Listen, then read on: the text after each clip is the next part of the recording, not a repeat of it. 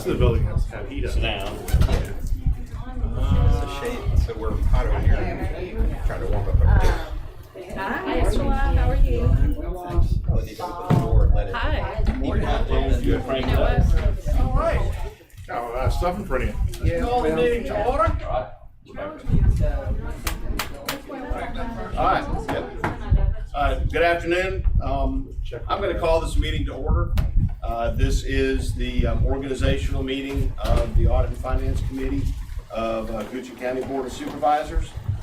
First order of business will be election of officers for the 25 calendar year. Do I have a nomination for the position of chairman of this board, of this commission? I nominate Mr.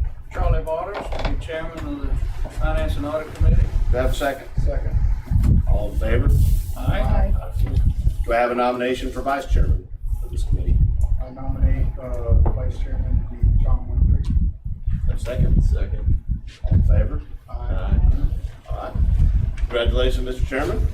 And we move into the next role, the next bill, which is approval of minutes. I'll turn it over to you. Are there any comments to the December 3rd, 2024 meeting minutes? If not, I entertain a motion to approve those minutes. So moved. Second. Second? All those in favor, say aye. Aye. All right. Now we'll move on to discussion of the amendment to financial management policy. Mr. Carpenter. Sure, I'll start off. So this is placed on this for further discussion by the board. We first put it in front of the Board of Supervisors with a recommendation from staff that we look at the policy that was set last year in December, the previous year in December 23, which set a threshold of 60% for reserves. Discussion was held with board members. The reasoning that staff was looking at it, that was supportive of it, was that it was a policy that we did not see that we were going to easily be able to make with certain current budget and perhaps future budgets. It was not viewed by our financial and professional advisors as being a necessary requirement to maintain a AAA credit rating. And we were being guided to try to find ways that we could make some things happen in the county in capital projects that would move up by a number of years some of the projects we were looking at, with ideally the ability to put some physical presence in the east side of the county, perhaps a way to fund Fire Station 7 as well as other projects. So by looking at the threshold and lowering the threshold, that would open up options that the county could then consider using some of the fund balance that we had in addressing those needs, or moving in a direction with some bonded indebtedness, using some of those funds to smooth those payments out until recurring revenues grew to the point that they could take over. And so after those discussions, the board wanted more time to think about it and wanted to have a work session to further discuss those thoughts. And so, Mr. Chairman, I'll turn it back over to you. Does everyone have the responses from Mayor? It is my belief that comparables here demonstrate that while conservatism on these ratios can be very attractive, I think we are significantly above our neighboring counties and more restrictive than we necessarily need to be. But we wish we had Kevin Ryan. Yeah, let me, Mr. Spoonhour made available the link to the meeting of the Finance and Audit Committee during which this was discussed and the initial threshold was set. And I looked at it and it gave me a much better understanding of this. And so if I understand it, Liz and Dave, tell me if I'm wrong, we have, I guess, 3 buckets, two separate buckets. We have a an assigned and an unassigned, or, you know, We have several buckets, but those are our two surplus, largest for the sure. two together would form this subject threshold that we're talking about, which has been set to 60%, is that correct? Correct, and what it's 60% of is the following year's budgeted expenses, the entire bottom line budget, plus the non-local portion of the school, so all their state and federal revenue too. Yeah. So as the budget grows, this dollar amount has to grow too. Yeah, and so one of the things I picked up in that meeting, which the two of you all were there, Mr. Flores and Mr. Spoonhour, is that I think Mr. Peterson at the time was chairman of this committee, and he said, you know, as we grow, that dollar amount becomes astronomical, very, very, very large, and he said, you know, maybe advisable to bring down that percentage in the future. He'll pick up on that. But the whole thing was to be conservative, and we had just gone through a round of getting ratings by the bond companies and so forth, and we felt like that was a sort of a strengthening thing to show them, so we would retain our AAA rating. However, our consultant has indicated that that's not necessarily a requirement, particularly at that level, and so I think we ought to give consideration maybe to not eliminating this threshold, because I do believe it's conservative, and I think it behooves us to remain conservative, but I would like to think that maybe we should reduce it. And if it's, you know, at some level, if it's still not in compliance, maybe we can develop a plan over the next couple of years to bring it into compliance. So that's kind of what my thinking is. I don't know if it makes sense to you all or not. And if I can add a little talking point too. Yes. So when Mr. Peterson suggested this 60%, it was in review of the June 30, 2023 financials. At that point, and there is a slide on what he had handed out, we were this short of meeting it. So it was very realistic. It was a good goal, made sense at the time. And all the prior years, we were very close to that goal. So it wasn't even questioned. But then, so that was during budget season. That was December, and then we went right into budget season. FY24, which is right after we adopted this, is the first year we had implemented lowering the personal property tax rate from $375 down to $299. So we lost $3 million in revenue on that side. We funded $4.5 million of CIP out of reserves, and they were all good projects, but we hadn't budgeted for them. So they were coming from general fund reserves.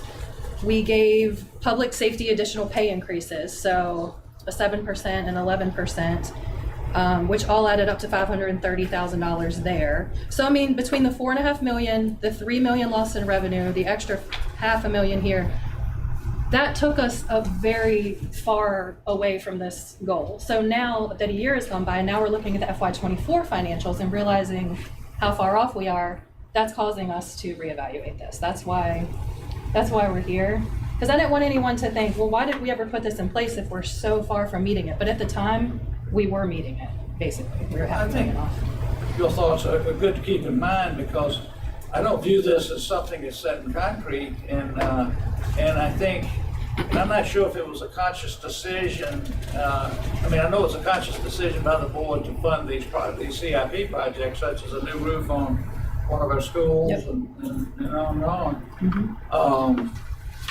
But were we aware that we were going to violate that threshold, and then did we have a plan to bring it back into compliance? And I think in the future going forward, if we do set a threshold, even if it's a little bit lower, and I'm kind of an advocate for lowering it, and if we do divert from that, that we have a plan to bring us, you know, we have a reason for doing it. It's a conscious decision by the board. We need this CIP funding because we've got a leaky roof or whatever it is, you know, we've got to fix something and or speed up. There's a good justification for spending this money, getting us a little bit out of compliance and awareness that we're aware of the fact we're doing that, but then we have a plan to bring it back. Right. Well, when you say bring it back, do you mean bring it back to the 60%? No, I'm thinking, and it's just my thought, I mean, I'm thinking maybe a 45% threshold would be more realistic. doable and more comfortable for us, and still send the message that it's conservative and that we're still strong. And we can evaluate this down the road too, you know, as we meet with the bonding companies or whatever, and if they We've been change our mind. advised, I mean, we've been advised that we'll stay AAA even in the 30-40% range. I mean, that's the thing, is I feel like we should rely on the expertise that we're not doing anything to risk our AAA rating and give ourselves as a county the most flexibility that we can have.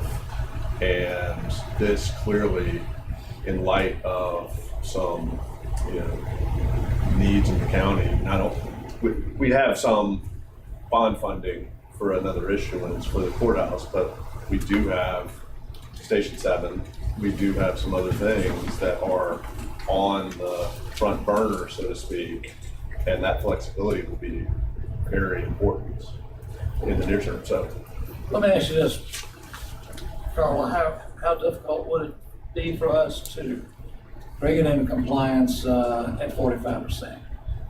We could do that. We can do that. We might already be meeting it. Okay. but I guess my message is we'd be in compliance at 45%, but we'd still have money that is far above what we need to, you know, we'd be setting compliance at a rate that puts money aside that keeps us from using it for needed projects. Yeah, so what he's Even getting when at we're is. well above what AAA ratings would It is an designate. emergency fund, it's a strengthening, you know, it's for, But we're not abandoning the emergency fund. We're And we just don't wanna saying, use is that- that the appropriate level? And we don't want to keep this in place if our whole point is to keep the AAA rating. So here's a bullet point that Kevin Roddy had presented when he did this originally. And it's on page 9 of the handout, but I'll just read this one bullet point. It says, our review indicates that by maintaining the current funding levels for unassigned fund balance, which is not what we're talking about, but just the unassigned, and the revenue stabilization fund, which is a separate, like, safe house rainy day fund that we have, the county will continue to have sufficient reserves to achieve the maximum credit from the rating agencies. okay. So he's saying, even if we completely did away with our available fund balance policy, we would still continue to have sufficient reserves, because all of our policies are very conservative. And that's why we've been able to sit on this amount of money. And- We built it up. You know, I'm not saying that we couldn't violate that 45% threshold. I'm saying we would do it on purpose. It would be a very deliberate decision to do that. You know, and I go back to that meeting that I referred to. I mean, you know, there was a lot of good judgment, reasoning for being conservative from Mr. Peterson. And you know, I guess I'm still erring on the side of conservatism. Anyway, Mr. Christie. I think that, I mean, we're talking out of $100 million budget, right? So 45% is $450,000. 45 million. $45 million. I mean, it seems a bit high to me. But I mean, looking at the chart, you know, with a floor of 20%, that seems extremely low. I wouldn't feel comfortable with any floor lower than 25%, and then maybe the target maybe 30%. But I mean, I would hope that we would exceed that target Naturally. naturally, you know, like year over year. And I would hate to see us decide as a county to just continually go and meet that target, because then I don't feel like we're being fiscally responsible with our spending and our budget if we didn't do that. But then again, you know, I see the advantage of, you know, something comes up that's not an emergency, but unforeseen, like a capital expenditure that we need to take advantage of. It'd be nice to have those funds available. So, I mean, that's just. So when there's a deliberate decision made of some need, it's much better to have that level at a higher level than it is at a lower level. You know, you can fund more. But I would go along with maybe setting a threshold now and then on purpose revisiting it Ms. Spoonhour had some comments. Yeah, just trying to listen. So I guess, first off, I appreciate that we're having a work session, because when I was sitting back there and wasn't allowed to talk, I had a lot of questions, because I kind of feel like we're not really confident in what we're doing. Just to say that we're going to be well managed by throwing out a random number of 45% or 30%, give me some data. What is that based on? Is it just a gut feeling? When I listened to Mr. Peterson, it was easy when I was sitting where Charlie was and Ken was there, and it just made common sense. When we went to bond rating agencies, we didn't get approved by Finch one time, but was that true? We had to go to Finch twice, or did we only go to 2 once? I don't know, honestly. Well, regardless. Yeah. So when we went to bond rating agency, this is where we were. I think we were at 65, and then it came in at 60. What I heard in the last meeting was we didn't make it. We didn't do anything to try to make it, but yet the first year. So look at the date on this. This is the last thing that last board did. And now we're going to go in and we're going to say we're going to change it. I just really want to understand what we're changing, because if I'm thinking reserves, I'm thinking, we've got projects. We don't have we fund a 5-year CIP. We do have to say within those 5 years where those revenues are coming from. But to me, this just says, hey, I'm planning on doing this. I need to be holding some money aside that I could potentially tap into if I need to. There's nothing to say that we couldn't ever touch this money for no reason, but it does keep us conservative. But if I'm wrong in that, if there's something that we could do to say, hey, emergency happens, we could still tap into this money. Mm-hmm. It's just saying, on the books, we are trying to be financially respectful. I don't understand, when you put metrics in place like this, it's to be indicators of, oh, we need to start looking at this. And if we didn't make it, did we overspend? Did we overshoot that 299? Did we? So it should be cautionary. And I just hope we can have the discussion of, what is this really, like in the real world, what does this mean to us? So I don't know if you could walk us through that, because to me, it's a good financial policy. I don't know. I want to avoid the unintended consequences that I'm just not aware of. So I think I can summarize it by saying it all comes down to an opinion vote of whether you want to have a high amount of reserves just sitting in the bank, untouchable in the sense of, no, our policy is set at 60%, we don't want to touch those, or else, because it's one or the other. You use those in an emergency situation and then we don't meet our policy, or you don't use them in an emergency situation. You can't be both ways. But when I heard it described, and correct me please, Yeah. because I will be wrong, we were just looking at the appropriated money, which we've already appropriated. We've already said, okay, we moved it from assigned to appropriated. And then what we have already assigned, we're putting that as unavailable. No, so appropriation happens when we put money into the budget and we say, here's your budget, all of these funds are appropriated. At June 30, we received the audit report and we have a fund balance, which is basically, we're gonna think of it as money sitting in the bank. It's our revenues minus our expenses. That's our leftover money that gets put into our fund balance. So fund balance is just a pot of money. And at June 30, we have to give the auditors a summary of what we plan to do with this fund balance. We can put it in several pots. There's restricted, which is a legal restriction. It's only there's a few bank accounts that we hold that we have to only spend on certain things, so we don't touch those. It's not big at all, it's like $4,000. There is. Is that in here? Is this in here what you're talking about anymore? I don't think that level of breakdown is. Okay. But, and then there's another couple ones that we can't touch. There's committed, but the two biggest ones are unassigned, which we have our policy at 25%. That's very common. That's what most counties set theirs between like 15 and 25%. So we're at a conservative amount on that. We have our revenue stabilization fund set at 3%, which equals about $3.5 million right now. So those are our rainy day funds that most counties have, at least the unassigned fund balance. We also have a revenue stabilization.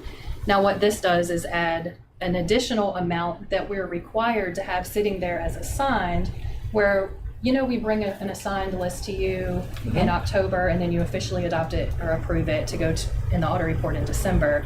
And that's basically saying, okay, we're going to keep 25% in unassigned, and then with the extra money that we have, we're going to say we're assigning this amount. Doesn't mean appropriating, because we're not giving it to the department to spend, but our future plan is to assign this to CIP, assign this amount to transportation. These are just future plans that you have in your head. So that's where the fund balance designations come in.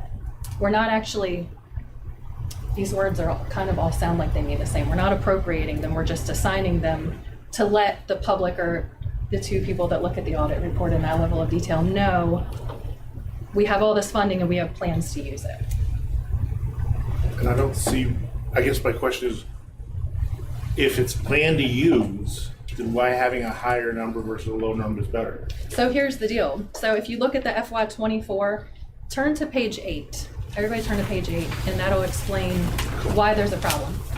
So, like I said, when we put this policy in place, My page 8 is this. I know I gave you a separate In the PowerPoint. section. I mean, I gave you a separate packet of stuff. It might be under your composition notebook That No, would maybe be not. emailed from Mr. Gillespie. Here's our, somewhere. Mr. Christie had, All right, so everybody turn to page 8. he wanted extra copies. And when we put this policy in place, that number in the 60% column at the bottom, the amount that we were short was less than $500,000. I think it was like $200,000. So we were within our target because we set the target between 55 and 65%. Are these our numbers or Fauquier's? There are numbers. Okay. He's just saying that Fauquier County is the only county he could even find that maintains an available fund balance policy. And theirs is only 17%. Ours is at 60%. So he's just making a point there, saying we're crazy conservative. Not crazy in a bad way, but it's way more conservative than anybody else. It's a risk of showing my inability to understand properly. One of the scenarios was to eliminate it altogether. Right. And so let's say we didn't have it. Mhm. And we need a new roof on the school. Where's that money coming from? We have unassigned fund balance, and that's what it is. Well, yeah, but that, okay, that digs into that. So what if we dug into that? So here's the Yeah, thing, if just because we don't have a policy doesn't mean we don't have money sitting in the bank. We didn't have this policy at all until last December of 23, and we still had a very high amount of And we could have the reserves. policy and still not have any money in the bank if the board is already elected to spend that on projects like new roofs and things like that. So Right. the policy doesn't force us to keep the money in the bank. The board will always have that ability to determine where that money needs to go. But to your point, therefore, the money will be in the bank if the board hasn't already elected to spend it, which you can do now with policy or no policy. That's always in front of the board, the ability to spend that money. So right now, basically, it's just a metric that we're not meeting, that Yes. we've set by ourselves. And it's somewhat arbitrary, I guess. Well, no, it wasn't arbitrary in the I don't beginning. see how I can come up with an answer to Mr. Spoonhour's question. I need to explain it to you. So, if these are funds that were supposed to go, so what, can you maybe explain this chart, like what's the, Yeah, so that's what I was getting at. So in the 60% column, the amount, let's go from the top row, the amount of available fund balance required, which is the 60% unassigned plus assigned, would be $66 million. So what that number is 60% of the FY25 budget, right? Because our policy says, let's have 60% of the subsequent year's budget. So that equals 66.6 million. When looking at FY24, where we came in on our financials, which is after, the personal property rate drop off, after funding all that CIP, et cetera, what would be required for unassigned fund balance, that's the 25%, is $28 million. We could stop there, and we've got so much more money in the bank. But now, required assigned fund balance would be $37.7 million. to make up the 66? To make up, yes. And so the FY24 assigned fund balance that we ended up with is 25 million. So we were $12 million short, which means, 12.7 million, which means we were that amount short of money in the bank at all. Because Based on the policy. based on the policy, Yeah. yes. To meet our Put it in policy, the bank, we but need it didn't 13 meet million policy. more dollars. And that, it's doable, but it requires massive changes to our budget. So it's, like I said, it's a decision of the board of what you want to do. Do you want to sit on that money in case of an emergency, or do you want to have it more available for CIP projects. I mean, it would make sense to send them on one-time I mean, things, it right? could gain interest, right? It does, yeah, it does gain interest. Yeah, it's invested. But isn't another way to do this? So I think it sounds like we're playing a shell game. Because if you move it from the unassigned and we're gonna assign it to CIP projects, then the unassigned drops and the assigned goes up. So Yeah, you're- that's true. You're pegging it, so Yes. you're getting this, it's the same place. It is. I said that from the day I started working here, and I learned that we even have an assigned fund balance. In Amelia, and I think a lot of counties, just whatever money they have sitting in the bank, that's their assigned fund balance. The requirement could be 25%, but you could have 55% sit in the bank. To me, what this That's does, fine. to me, this shows the balance between the need for the CIP projects, which we typically don't have a way to fund, and we do have some with some of the bonding. And it helps us keep control of our operating expenses. Because if you're looking at, like, depending on what you're saying, oh, we only need that, well, we can continue to grow our operating. This makes us pause and go, well, we got $120 million worth of projects with no funding source in the next 20 years. We need to start thinking about this. And again, if you want that number to be different, you just we do a better job of assigning things. I was walking out of Food Lion before I got here, and the Central Virginian was county expects revenues and expenses to grow and is reducing their CIP, and that's our neighbors to the north. So they're not able to do I was walking out, so I didn't know if it's a timing thing, but we've got a lot to do in the next 10 years in this county to meet our constituents' expectations. So at the end of the day, this may be a non-issue, but I do question what management decisions are we making based on this. That's really what I got. Well, I think the staff is making budget decisions based on this. That's what it It's a comes down to, policy is- handed down. Great. So what budget decisions are we making? So Vic and I have put together a proposed budget, a 1 cent tax increase budget, a 1 cent tax decrease budget, and a budget that would get us in compliance with the 60%. Or So make it's good faith effort. a good faith effort. It's doable. It would require a lot of huge cuts, mostly personnel probably, and maybe some CIP funding that we transfer over. It could also be compensated with by a raise in the tax increase. But we'd have to come up with, the number is not $13 million anymore, because when I get to my second quarter projections, I'm looking at, we're gonna dump a lot into our fund balance at the end of FY24. But it'll still be $5.8 million short. So we'd still have some cuts to do. I mean, it's right here. We did Right. have a firm analyze this based on, we had taken their advice on bonds and other things. Because Goochland is the smallest triple county in the nation, BFM believes it is important for the county to maintain an unassigned fund balance policy higher than its Virginia peers, and that 20-25% range is appropriate. I would recommend, to show conservatism, 30 to 35% is even above that. I just don't think it needs to be at 60%. Oh, I agree, sir. I'm willing to cave in on that. Let me ask you this. I picked up on a comment.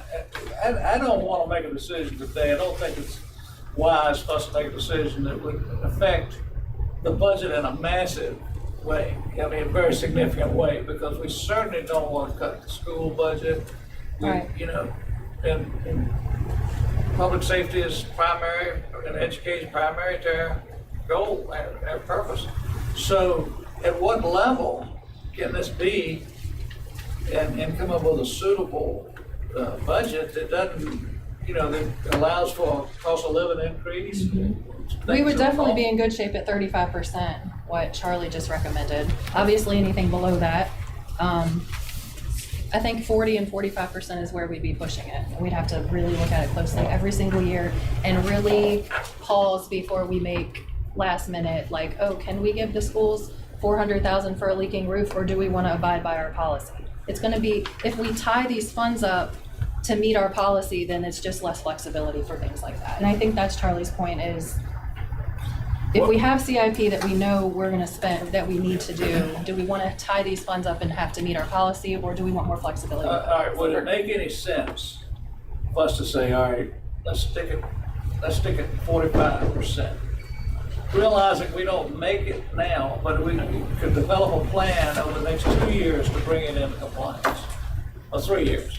It's completely up to you guys. Why would we put a policy in place where we're out of compliance when we're being advised that we are so far above where peers are and where we need to be? We are still doing our duty to our constituents by saying we are going to maintain our AAA rating.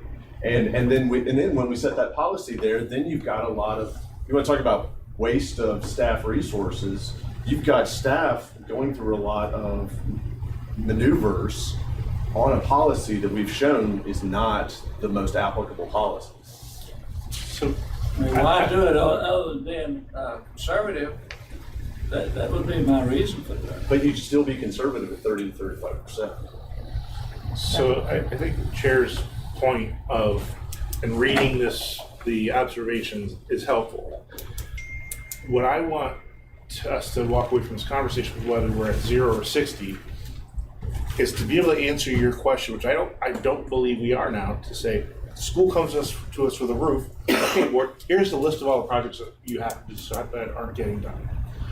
Because how we got here was that, hey, we didn't make it, we're not sure how our revenues came in or we paid for CIP projects, just so that we can make informed decisions that prioritize appropriately. That's really, at the end of the day, that's what I see this as a tool of, because looking at these signs, I think we're fine, but I don't want to lose the tool itself that forces us into conversations like this. Carla, is this something that, I mean, a lot of this is based off projections and everything else. Do you think this is something that should float? That maybe the board votes on, say, July 1st? You know, after the budget's approved, we've got the revenues from We could if we, I think if we were to lower it to something that Goochland has always stayed above, like I keep saying 35%, but some 25, 35%, we would have no reason to float it ever. We could definitely review it, but we've never come, I mean, as far back as Kevin looked, Right. we've always been well above even that level. Even when a policy didn't exist for this, we've always been in that safe Right. range. I guess So, I was thinking, you know, there's doom and gloom on the horizon. right. Maybe it's something that needs to be revisited. We need to, you know, bump it up. Yeah, and I think actually this committee reviews these policies every year. So Okay. we should continue doing that and review. That's a good idea. Okay. We probably don't need to keep changing the rate if we set it low enough. but- So what I would request, and I'm one of 5, but if we're gonna say, hey, call this 12 million, 8 million now, Yes. I wanna know where that 8 million went. So if we're saying, okay, we're not gonna put it here, where did that fill in the holes? And that's why, so I also handed this out. This is just showing how we were at 60%, there it is, at 60% when this came on board, and then here's where it went. 4.5 went to unbudgeted CIP Jonathan, do you projects. have my copy also? 3 million went to personal property taxes less, and then $500,000 went to pay Sorry. increases. There's about too much distractions from, go ahead, just start over. Yeah, so where did the 8 million go? 4.5 million went to CIP projects that came up throughout the year that were unbudgeted for. So we hadn't budgeted that transfer, so we had to give that to the CIP that came from reserves.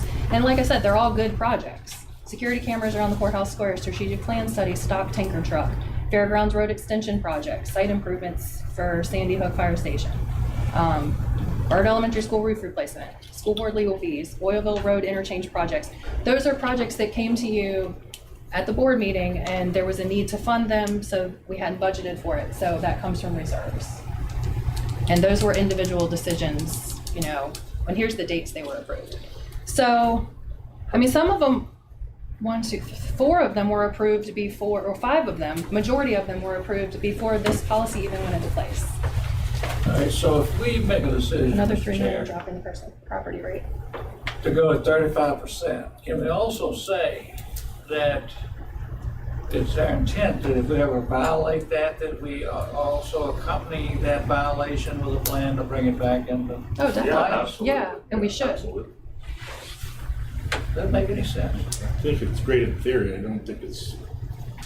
don't see it feasible in execution. I think it's probably we would do that. It's kicking the can down the road. And, you know, we're seeing now, we're trying to be budget conservative and we're getting emails, you know, we're killing the children again and we need puppies, so.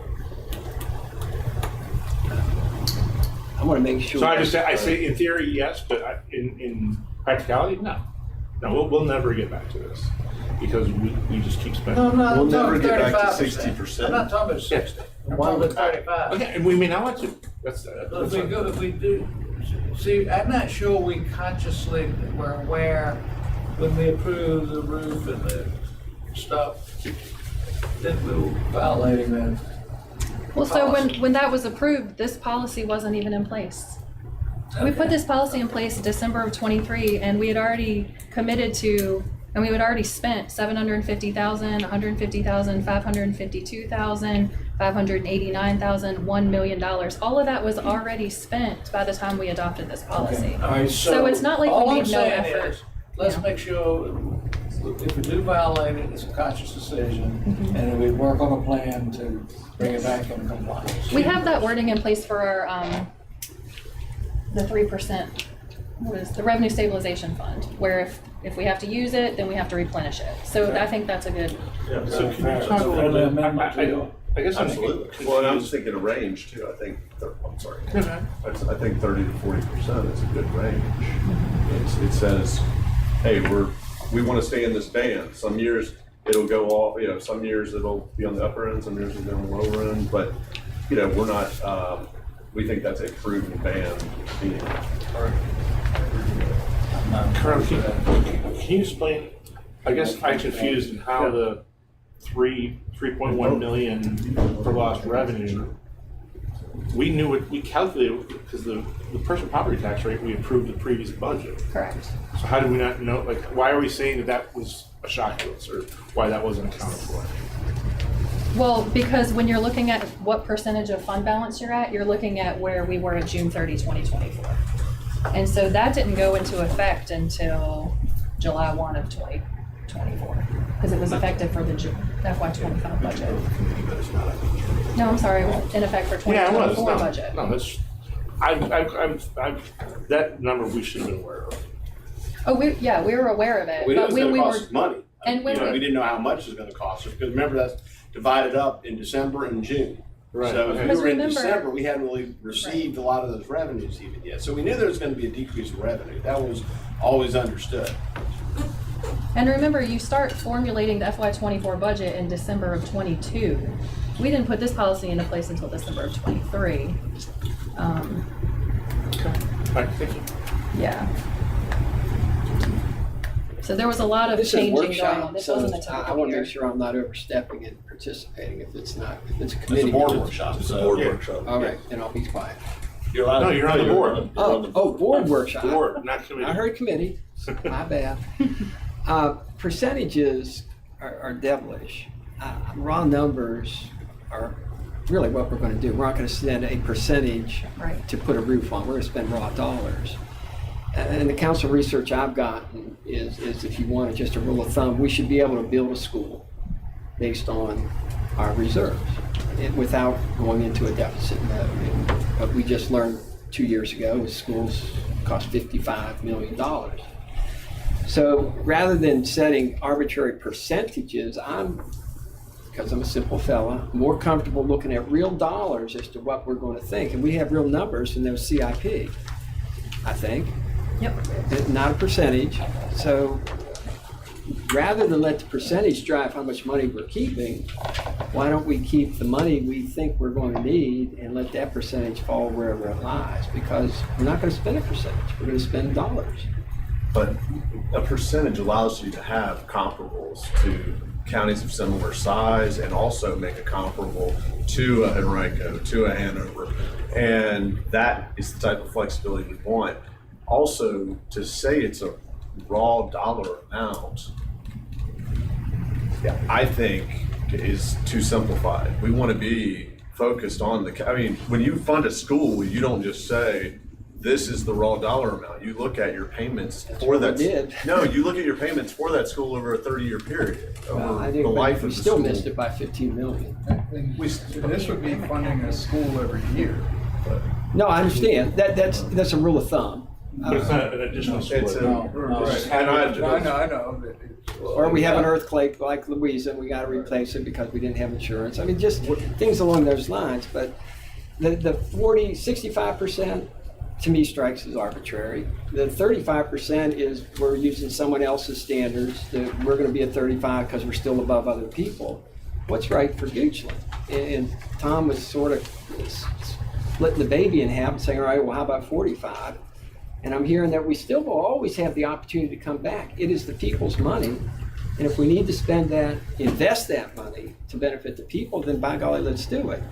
And that through, I heard staff cuts, which doesn't excite me.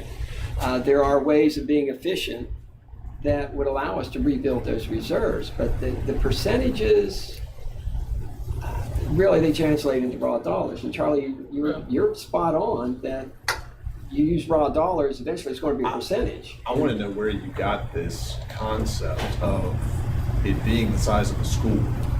Former board members.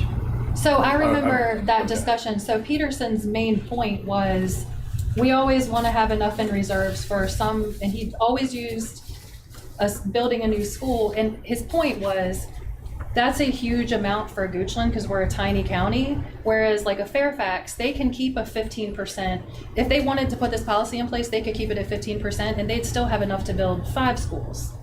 We can have 60% and still maybe not have enough to build 1 school. And he's just using school as like something comparable, what the percentage dollar amount equates to and what it would allow us to do. Us at 60% could barely build 1 school, whereas yeah, we can look at a bigger county with a much smaller percentage, but they can still do a lot more with it. That's why his argument was our percentage needs to be so much higher than these bigger places that you look at. So he's not, he is basing it on a percentage, he's just basing it on a higher percentage. Yes, because that equates to a smaller dollar for us. It's not a raw dollar amount. Right. Mr. Chair, I'm no bond expert, but I would imagine if they are rating us, they're looking at percentages and applying the relativity, to others, and they have, I'm not sure how they evaluate us, but they're probably gonna use percentages. Yeah, what I thought I heard Mr. Last was you should have a percentage which equals the cost of building a school. Is that correct? Yeah, thank you. He speaks English, I don't. I was born in England, so. And as we grow, which we're growing, I mean, you can look at the last 3 years' history of this, of the revenues and expenses of this county. The cost of a school as a percentage relative to the overall budget is going to be less percentage if you apply that approach. So, And Ken Peterson did say, well, as we grow, it's likely that you would justify bringing that percentage down. So I think that his logic follows what we're talking about, bringing it down. So. and I just want to get it on record.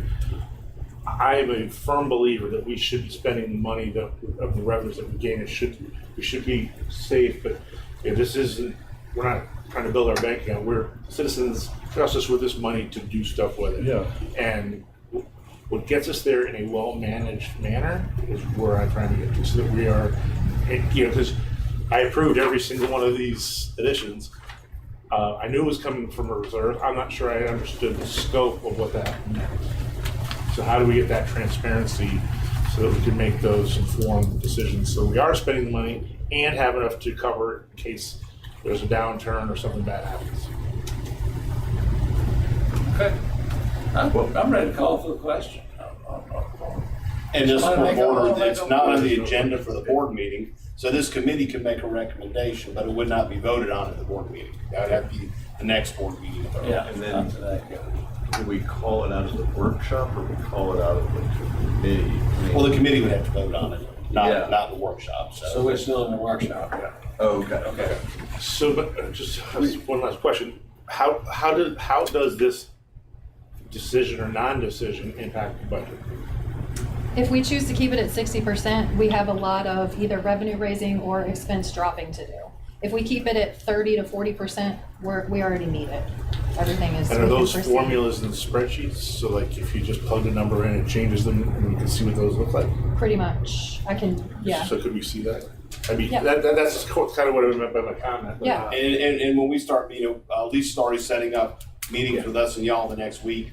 We're gonna go over those options because, again, there's from tax cuts to tax increases, there are a variety of options y'all to look at and consider the impacts on that. So that would be one of the things, Mr. Spoonhour, that we've already looked at is if we're gonna make a good faith effort to get towards, I don't think we can hit 60% in 1 year, but we can make a good faith effort and close the gap significantly with it. And that's one of the things that we share. Well, so why don't we just, so we can get it out to a board vote as quickly as possible, why don't we in this room, we say who is in support of a 30 to 40% ban? So then form the motion. Well, I guess we come out of the work session. Come out of the work Right, session. come back into So we could say the committee, do I have a motion? Do I have a motion from the committee? I'll make a motion. Yes. So, and I'll We make have the to motion to second. lower the assigned fund balance policy from 60% to 35% target, 30 to Sorry. 40% range. Point of order.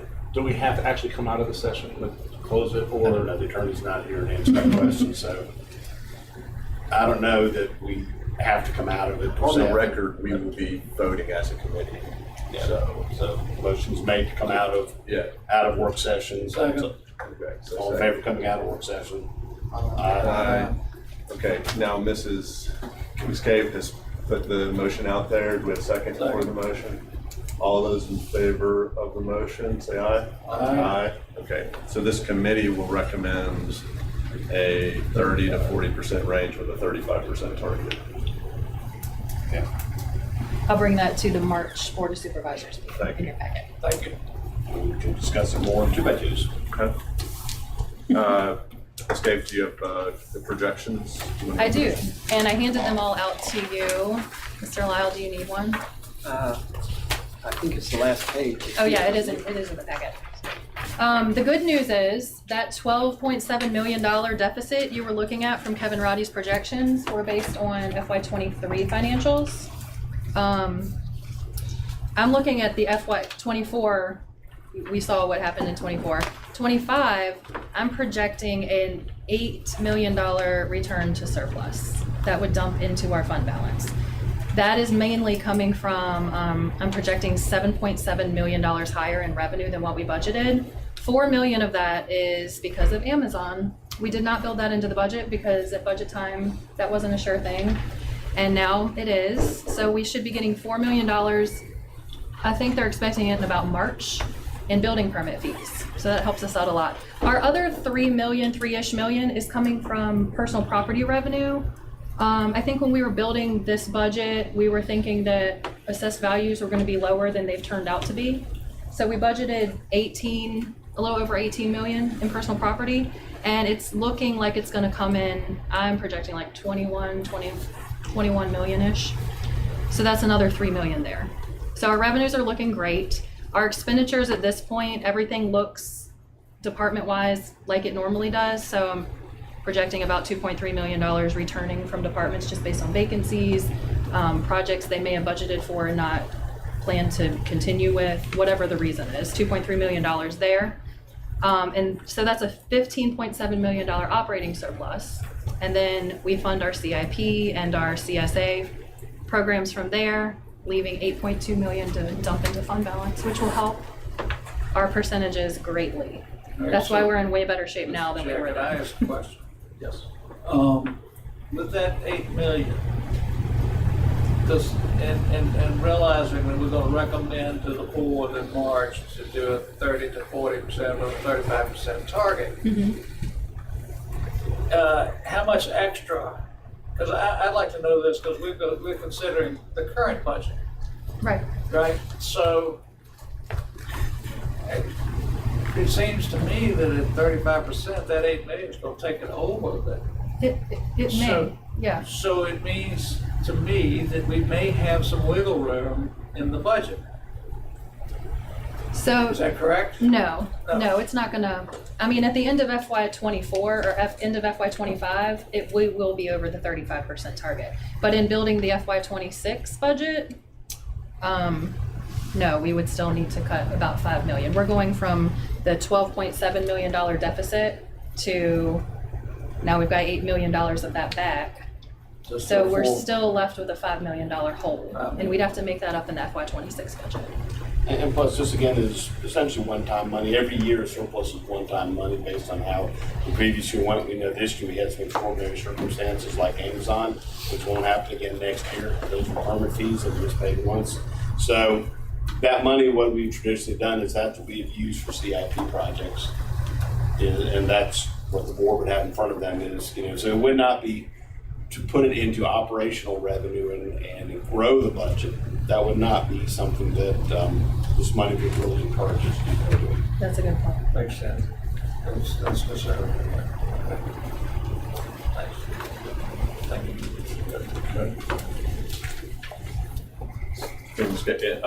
Anything else to know on productions? Yep. Thank you. Any other business? Okay. Any public comment? Okay. It's in public now. Yeah, I would just like to thank you guys for this, the earlier session and this session. I would just think, and Mr. Carpenter touched on it, that the $4 million in fees from Amazon is a one-time, and it should only go towards a one-time expense. And I would be in favor of it going to a project in the area of where Amazon is occurring, since they're gonna see the challenges of some of that.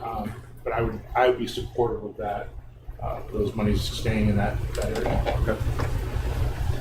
We have a project in mind. As a District 4 supervisor, I appreciate that sentiment. Like a fire station. He's the one who's got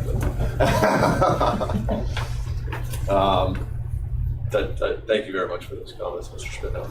Any others? Okay. Seeing none, we'll adjourn to our 3 p.m. Board of Supervisors meeting. Thank you all. And our next audit and finance will be on May 6th. Their next audit and finance committee will be on May 6, 2025 at a time to be determined. Okay. We are adjourned. Thank you all. Yeah,